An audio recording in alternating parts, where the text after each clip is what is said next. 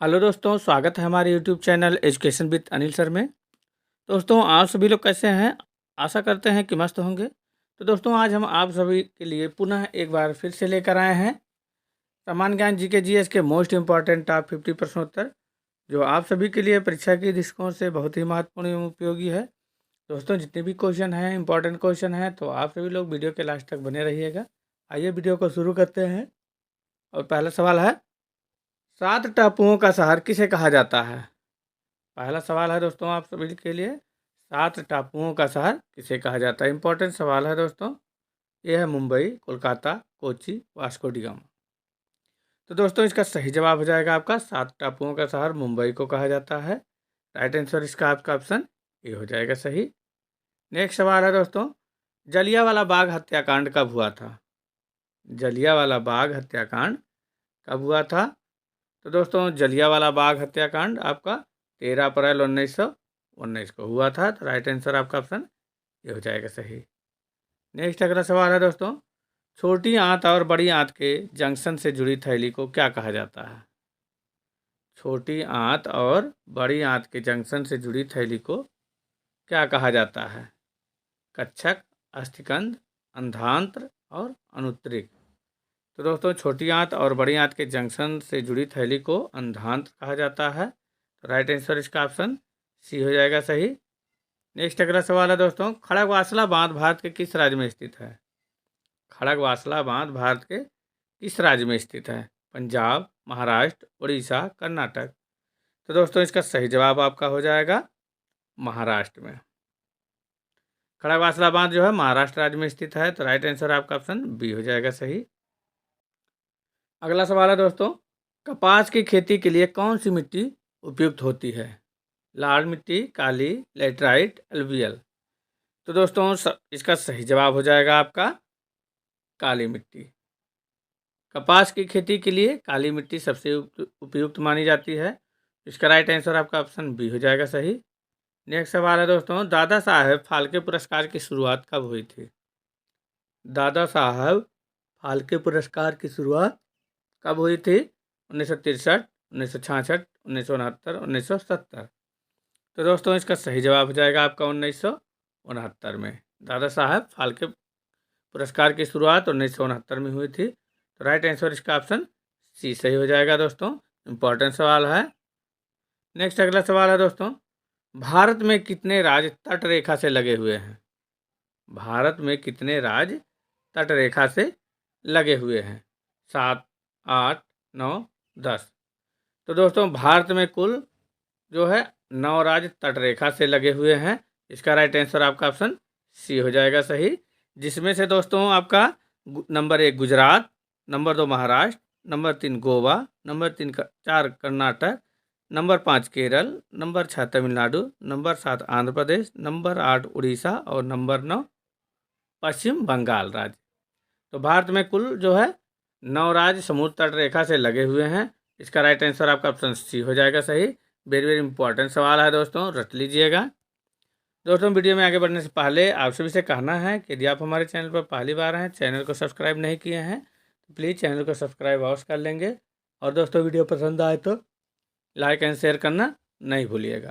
तथा दोस्तों, जितने भी क्वेश्चन का आंसर आप सभी को पहले से पता है, उसे कमेंट बॉक्स में ज़रूर बताइएगा। तो बढ़ते हैं आगे। अगला नेक्स्ट सवाल है दोस्तों, संविधान के प्रारूप समिति के चेयरमैन कौन थे? संविधान के प्रारूप समिति के चेयरमैन कौन थे? डॉक्टर भीमराव अम्बेडकर, महात्मा गांधी, सरदार पटेल, जवाहरलाल नेहरू। तो दोस्तों, इसका सही जवाब हो जाएगा आपका डॉक्टर भीमराव अम्बेडकर थे। संविधान के प्रारूप समिति के चेयरमैन डॉक्टर भीमराव अम्बेडकर थे। राइट आंसर आपका ऑप्शन ए हो जाएगा सही। नेक्स्ट अगला सवाल है, गुरुत्वाकर्षण की खोज किसने की थी? गुरुत्वाकर्षण की खोज किसने की थी? न्यूटन ने, डॉल्फिन, लॉर्ड कर्नल, लॉर्ड क्रेस। तो दोस्तों, इसका सही जवाब हो जाएगा आपका न्यूटन ने। गुरुत्वाकर्षण की खोज न्यूटन ने किया था। तो राइट आंसर आपका ऑप्शन ए हो जाएगा सही। अगला सवाल है दोस्तों, मसालों का बगीचा किस राज्य को कहा जाता है? इंपॉर्टेंट सवाल है दोस्तों। तमिलनाडु, केरल, गुजरात, कर्नाटक। तो दोस्तों, इसका सही जवाब हो जाएगा आपका केरल राज्य को। मसालों का बगीचा केरल राज्य को कहा जाता है। राइट आंसर आपका ऑप्शन बी हो जाएगा सही। अगला सवाल है दोस्तों, बिहार बंगाल से कब अलग हुआ था? बिहार बंगाल से कब अलग हुआ था? ये भी दोस्तों इम्पोर्टेंट सवाल है। 1910, 1912, 1915, 1918। तो दोस्तों इसका सही जवाब हो जाएगा आपका 1912 में। बिहार बंगाल से सन 1912 में अलग हुआ था, तो राइट आंसर इसका ऑप्शन बी हो जाएगा सही, 1912 में। नेक्स्ट अगला सवाल है दोस्तों, भारत में पहला कृषि विज्ञान केंद्र कहाँ स्थापित हुआ था? भारत में पहला कृषि विज्ञान केंद्र कहाँ स्थापित हुआ था? इंपॉर्टेंट सवाल है दोस्तों। चंडीगढ़, पुदुचेरी, लक्षद्वीप और नई दिल्ली। तो दोस्तों इसका सही जवाब हो जाएगा आपका पुडुचेरी में। भारत में पहला कृषि विज्ञान केंद्र जो है पुडुचेरी में स्थापित हुआ था। इसका राइट आंसर आपका ऑप्शन बी हो जाएगा सही। अगला नेक्स्ट सवाल है दोस्तों, सर्वाधिक अम्लीय वर्षा किस देश में होती है? सर्वाधिक अम्लीय वर्षा किस देश में होती है? Brazil, Bharat, Norway, Pakistan. तो इसका सही जवाब हो जाएगा दोस्तों आपका नॉर्वे में। सर्वाधिक अम्लीय वर्षा जो है नॉर्वे में होती है। इसका राइट आंसर आपका ऑप्शन सी हो जाएगा सही। अगला सवाल है दोस्तों, यूरिया का रासायनिक नाम क्या है? यूरिया का रासायनिक नाम क्या है? एनिलीन, कार्बामाइड, क्लोरोइथेन, इनमें से कोई नहीं। तो दोस्तों इसका सही जवाब हो जाएगा आपका कार्बामाइड। यूरिया का रासायनिक नाम जो है कार्बामाइड होता है। इसका राइट आंसर आपका ऑप्शन बी हो जाएगा सही। अगला सवाल है दोस्तों, यूरेनियम भंडार के लिए प्रसिद्ध स्थान भीमा बेसिन किस राज्य में स्थित है? यूरेनियम भंडार के लिए प्रसिद्ध स्थान भीमा बेसिन किस राज्य में स्थित है? आंध्र प्रदेश, कर्नाटक, तमिलनाडु, झारखंड। तो दोस्तों इसका सही जवाब हो जाएगा आपका कर्नाटक राज्य में। यूरेनियम भंडार के लिए प्रसिद्ध स्थान भीमा बेसिन जो है कर्नाटक राज्य में स्थित है। राइट आंसर आपका ऑप्शन बी हो जाएगा सही। अगला सवाल है, लूनी नदी पर स्थित जवाई बांध किस राज्य में स्थित है? लूनी नदी पर स्थित जवाई बांध किस राज्य में स्थित है? गुजरात, राजस्थान, महाराष्ट्र, उत्तर प्रदेश। तो दोस्तों इसका सही जवाब हो जाएगा आपका राजस्थान में। लूनी नदी पर स्थित जवाई बांध जो है राजस्थान राज्य में स्थित है। राइट आंसर आपका ऑप्शन बी हो जाएगा सही। नेक्स्ट अगला सवाल है दोस्तों, भारत में सबसे पहले विद्युतीकरण निम्न में से किस शहर में हुआ था? भारत में सबसे पहले विद्युतीकरण निम्न में से किस शहर में हुआ था? बेंगलुरु, मुंबई, कोलकाता, शिमला। तो दोस्तों इसका सही जवाब हो जाएगा आपका कोलकाता में। तो राइट आंसर आपका ऑप्शन सी हो जाएगा सही। भारत में सबसे पहले विद्युतीकरण जो है कोलकाता शहर में हुआ था। नेक्स्ट सवाल है दोस्तों, करगम किस प्रदेश का लोक नृत्य है? करगम किस प्रदेश का लोक नृत्य है? केरल, तमिलनाडु, कर्नाटक, आंध्र प्रदेश। तो दोस्तों इसका सही जवाब हो जाएगा आपका तमिलनाडु राज्य का। करगम जो है तमिलनाडु राज्य का प्रसिद्ध लोक नृत्य है। तो इसका राइट आंसर आपका ऑप्शन बी हो जाएगा सही। अगला सवाल है दोस्तों, भारतीय जागृति का जनक किसे कहा जाता है? भारतीय जागृति का जनक किसे कहा जाता है? तो दोस्तों इसका सही जवाब हो जाएगा आपका राजा राम मोहन राय को। इसका ऑप्शन डी हो जाएगा सही। भारतीय जागृति का जनक जो है राजा राम मोहन राय को कहा जाता है। नेक्स्ट सवाल है दोस्तों, भारत की किस चट्टान श्रृंखला को खनिजों का भंडार कहा जाता है? भारत की किस चट्टान श्रृंखला को खनिजों का भंडार कहा जाता है? आर्कियन चट्टान श्रृंखला, धारवाड़ श्रृंखला, कुडप्पा श्रृंखला और बिंद श्रृंखला। तो दोस्तों इसका सही जवाब हो जाएगा आपका धारवाड़ श्रृंखला को। भारत के धारवाड़ माने श्रृंखला को खनिजों का भंडार कहा जाता है। राइट आंसर आपका ऑप्शन बी हो जाएगा सही। नेक्स्ट सवाल है दोस्तों, जम्मू कश्मीर में उरी बांध किस नदी पर स्थित है? जम्मू कश्मीर में स्थित उरी बांध किस नदी पर स्थित है? व्यास नदी, चिनाब नदी, रावी नदी, झेलम नदी। तो दोस्तों जम्मू कश्मीर में उरी बांध जो है झेलम नदी पर स्थित है। जम्मू कश्मीर में उरी बांध झेलम नदी पर स्थित है। तो राइट आंसर इसका ऑप्शन डी हो जाएगा सही। अगला सवाल है दोस्तों, कावेरी नदी का उद्गम कहाँ से होता है? कावेरी नदी का उद्गम कहाँ से होता है? अमरकंटक के पठार, महाबलेश्वर, ब्रह्मगिर पहाड़ियों और त्रिम्बक पहाड़ियों में। तो दोस्तों इसका सही जवाब हो जाएगा आपका ब्रह्मगिरी की पहाड़ियों से। कावेरी नदी का उद्गम ब्रह्मगिरी पहाड़ियों से होता है। इसका राइट आंसर आपका ऑप्शन सी हो जाएगा सही। अगला सवाल है दोस्तों, हैली धूम हेली धूम धूमकेतु कितने वर्ष बाद दिखाई देती है? हेली धूमकेतु कितने वर्ष बाद दिखाई देती है? 46 वर्ष बाद, 31 वर्ष बाद, 76 वर्ष बाद, 86 वर्ष बाद, 76 वर्ष बाद। तो दोस्तों इसका सही जवाब हो जाएगा आपका 76 वर्ष बाद। हेली धूमकेतु कुल 76 वर्ष बाद दिखाई देता है। तो इसका राइट आंसर आपका ऑप्शन डी हो जाएगा सही। नेक्स्ट सवाल है दोस्तों, निम्नलिखित में से किस शहर से होकर नेत्रावती नदी बहती है? निम्नलिखित में से किस शहर से होकर नेत्रावती नदी बहती है? शिवमोगा, मंगलुरु, कारवार, बेंगलुरु। तो दोस्तों इसका सही जवाब हो जाएगा आपका मंगलुरु। मंगलुरु शहर से होकर नेत्रावती नदी बहती है। तो इसका राइट आंसर आपका ऑप्शन बी हो जाएगा सही। अगला सवाल है दोस्तों, निम्न में से कौन सा स्थान जैन धर्म से संबंधित है?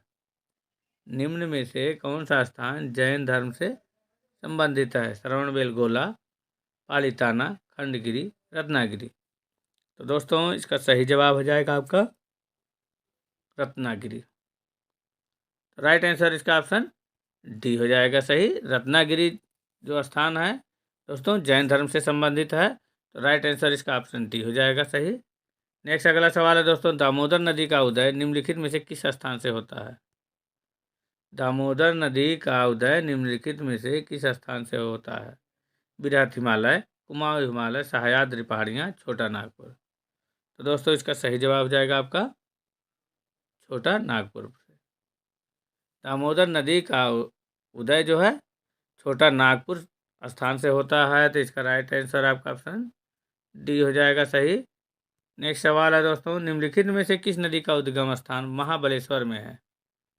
निम्नलिखित में से किस नदी का उद्गम स्थान महाबलेश्वर में है? कावेरी, कृष्णा, ताप्ती, नर्मदा। तो दोस्तों इसका सही जवाब हो जाएगा आपका कृष्णा नदी।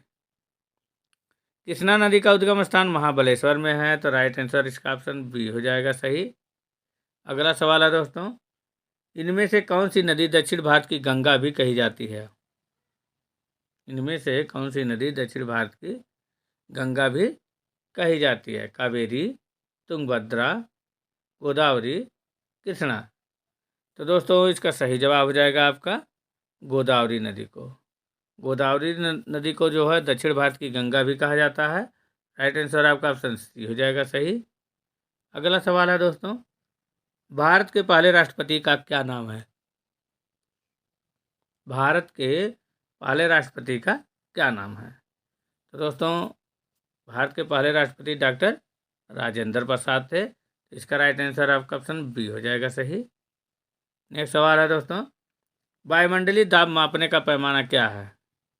वायुमंडलीय दाब मापने का पैमाना क्या है? Barometer, millimetre, voltmeter, decametre. तो दोस्तों इसका सही जवाब हो जाएगा आपका बैरोमीटर। वायुमंडलीय दाब मापने का पैमाना जो है बैरोमीटर है। राइट आंसर आपका ऑप्शन ए हो जाएगा सही। नेक्स्ट अगला सवाल है दोस्तों, चंद्रमा पर किसी वस्तु का भार पृथ्वी पर उसके भार के बराबर है? चंद्रमा पर किसी वस्तु का भार पृथ्वी पर उसके भार के बराबर है। 8वें भाग के, 6ठे भाग के, 10वें भाग के, चौथे भाग के। तो दोस्तों इसका सही जवाब हो जाएगा आपका 6ठे भाग के बराबर है। चंद्रमा पर किसी वस्तु का भार पृथ्वी पर उसके 6ठे भाग के बराबर है। तो राइट आंसर है आपका ऑप्शन बी हो जाएगा सही। अगला सवाल है दोस्तों, हीराकुंड जल विद्युत परियोजना किस नदी पर स्थित है? वेरी वेरी इंपॉर्टेंट सवाल है दोस्तों। हीराकुंड जल विद्युत परियोजना किस नदी पर स्थित है? चंबल, गंडक, महानदी, सोनभद्र। तो दोस्तों इसका सही जवाब हो जाएगा आपका महानदी पर। हीराकुंड जल विद्युत परियोजना महानदी पर स्थित है। इसका राइट आंसर आपका ऑप्शन सी हो जाएगा सही।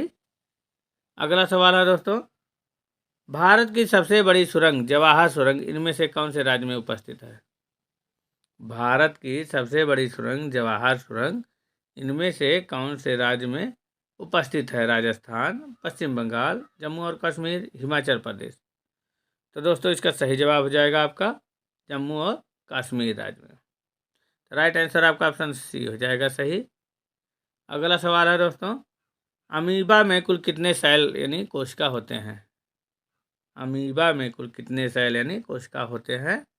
1, 2, 3, 4। तो दोस्तों इसका सही जवाब हो जाएगा आपका एक कोशिकीय होता है। अमीबा जो है एक कोशिकीय होता है। तो राइट आंसर आपका ऑप्शन ए हो जाएगा। अमीबा में कुल एक सेल होता है। अगला सवाल है दोस्तों, भारतीय मानक समय आधारित है। भारतीय मानक समय आधारित है 82 डिग्री 30 मिनट पूर्वी देशांतर, 82 डिग्री 30 मिनट पश्चिमी देशांतर, 82 डिग्री 30 मिनट उत्तरी देशांतर और 82 डिग्री 30 मिनट पूर्व अक्षांश पर।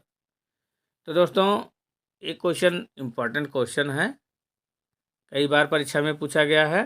तो भारतीय मानक समय जो है 82 डिग्री 30 मिनट पूर्वी देशांतर है, जो इलाहाबाद शहर से होकर गुजरता है। अब इलाहाबाद का वर्तमान में नाम प्रयागराज हो गया है। तो दोस्तों इसका सही जवाब हो जाएगा 82 डिग्री 30 मिनट पूर्वी देशांतर। तो राइट आंसर आपका ऑप्शन ए हो जाएगा सही।